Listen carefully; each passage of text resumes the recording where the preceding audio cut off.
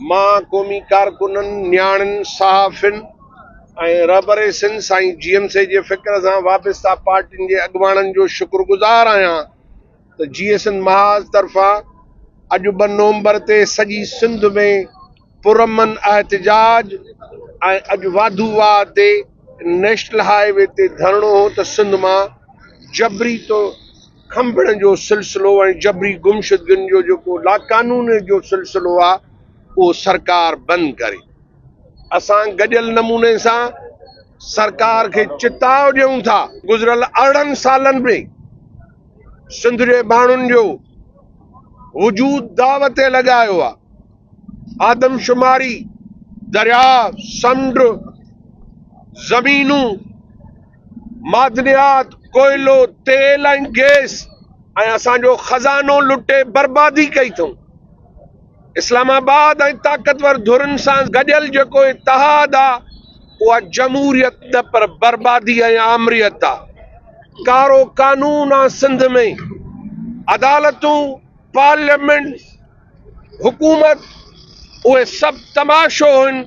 इज़हार जी आज़ादीअ ते बंदिश आहे। सियासी कारकुन पुरअमन तौर ते रोडनि ते निकिरी एहतजाज कनि था त ज़ुल्म जो ख़ात्मो कयो, सिंध जा वसीला तरक़ी असांजे हवाले कयो। तव्हां असांजा दोस्त खणी शहीद करायो था।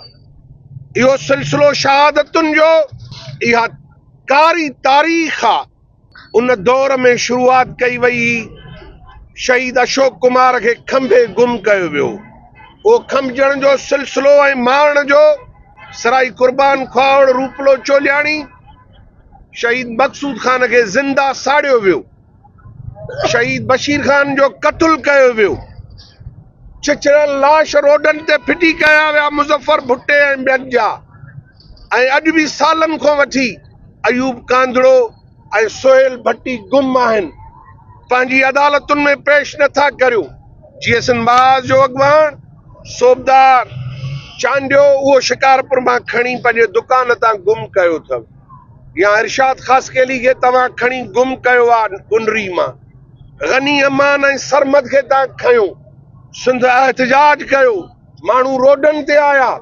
तव्हां 36 कलाक जी मोहलत वठी ऐं जुड़तू केस हणी सिंध जे माण्हुनि खे पैगाम ॾिनो त तव्हांजो पुरअमन मुतालबो क़बूल कोन्हे। उन्हनि जे मथां तव्हां हैंड ग्रेनेड ऐं दहशतगर्दी जा केस दाख़िल कया। तव्हांजी अदालत उन्हनि खे बाइज़त बरी कयो ऐं केस कूड़ो कयो त सॼी पुलिस ऐं सरकारी इदारनि उनखे कोर्ट मां खंभे गुम कयो आहे। इन सॼी सूरतहाल में तव्हां सिंध जे करोड़नि माण्हुनि खे ख़ौफ़ज़दा करणु घुरो था।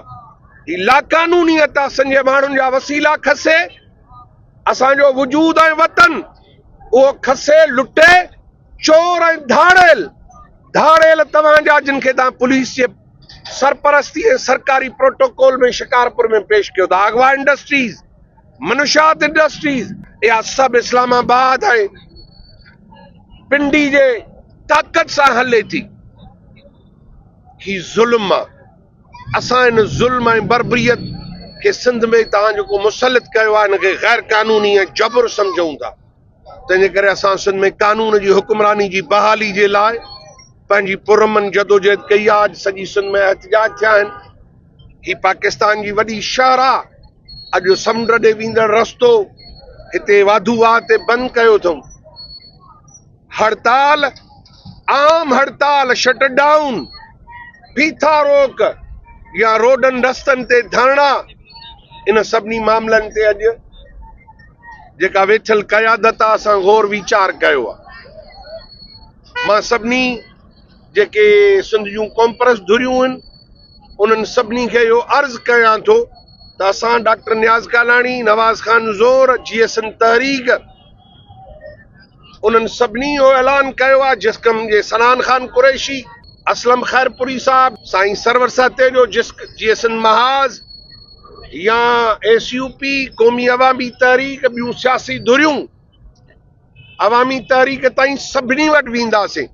पर अंगारे ते असां हिते मुंहिंजे घर ते सखी सतारनो चोलियाणी हाउस ते अंगारे जे ॾींहुं असां 1 बजे गॾियल पार्टियुनि जो इजलास घुरायो आहे त हिन सॼे ज़ुल्म जबरी गुमशुदगिन ऐं सरकारी ॾाढ जे ख़िलाफ़ तव्हां मासूम police half fry full fry जे ज़रिए तां महमीर तुंहिंजो क़त्ल कयो आहे। अदालतुनि खां मथां क़त्लनि जबरी गुमशुदगिन ऐं सिंध में इन ख़ौफ़ ऐं ॾाढ जे ख़िलाफ़ आईंदा लाइ अमल जोड़ण जे लाइ अंगारे जे ॾींहुं 1 बजे हिते कासमाबाद में मां सभिनी मौजूदा क़यादत खे बि गुज़ारिश कई आहे, उन्हनि जे मशावरत सां इहो ॾींहुं रखियो अथमि ऐं ॿियनि सियासी धुरनि क़ौमी धुरनि सां वञी ॻाल्हाईंदासीं ऐं अंगारे ते बाज़ाब्ता तौर ते सॼी सिंध में इन सरकार जे लाक़ानूनियत ऐं मारवाए अदालत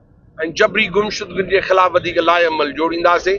ही धरणो पुरअमन तौर ते ऐं ही जेको गनी ऐं सरमद खे खयूं था हिन जी मज़म्मत कयूं था, इन मुतलिक़ बि राति ताईं जो उन्हनि खे बाज़ियाब नथा कनि ऐं उहो नथो थिए त इन मुतलिक़ बि हिकिड़ो गॾियल लाइ अमल जोड़ींदासीं ऐं मुतालबो कयूं था त सोबदार चांडियो ऐं इरशाद ख़ासकेली समेत जेके बि कारकुन खंबे गुम कया विया आहिनि उनखे फिलफोर आज़ादु कयो।